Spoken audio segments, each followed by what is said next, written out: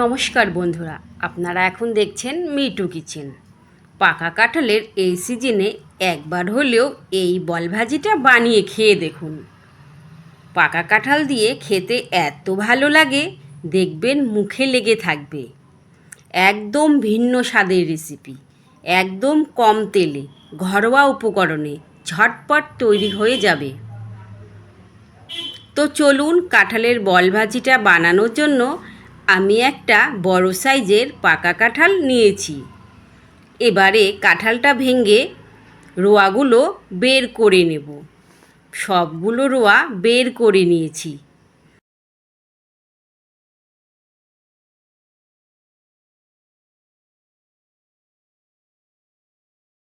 এবারে বীজগুলো ছাড়িয়ে নেব। ফুটো ছাঁকনিতে দিয়ে নেব। সবগুলো বীজ ছাড়িয়ে নিয়েছি। বীজগুলো ধুয়ে রোদ্রে দেব। এবারে হাতের সাহায্যে মেখে রসগুলোকে বের করে নিতে হবে।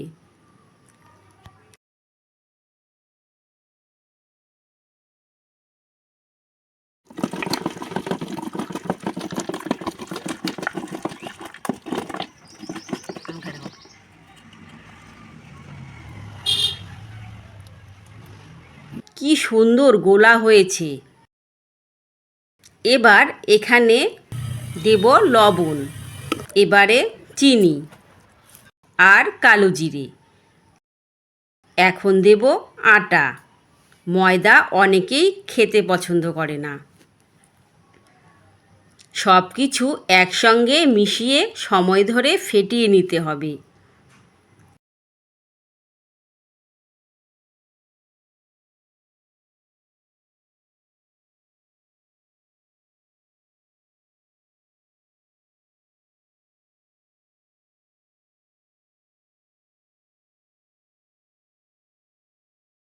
ব্যাটারের ঘনত্বটা এইরকমই রাখতে হবে।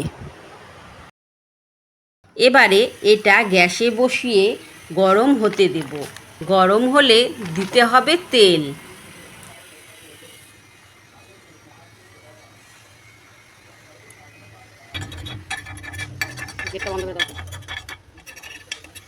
এখন একটা হাতার সাহায্যে ব্যাটারগুলো অল্প অল্প করে দিতে হবে।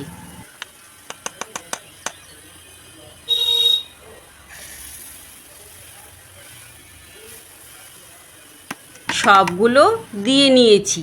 এবার ঢেকে দেব। ঢাকা তুলে একে একে উল্টে দেব।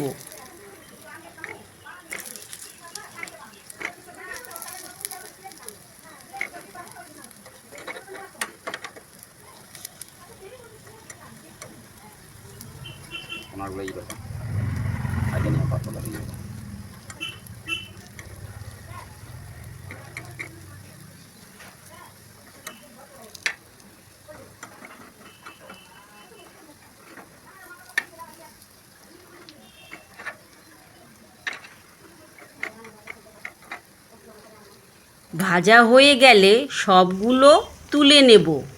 এটা একদম কম তেলে ভাজা, সবাই খেতে পারবেন।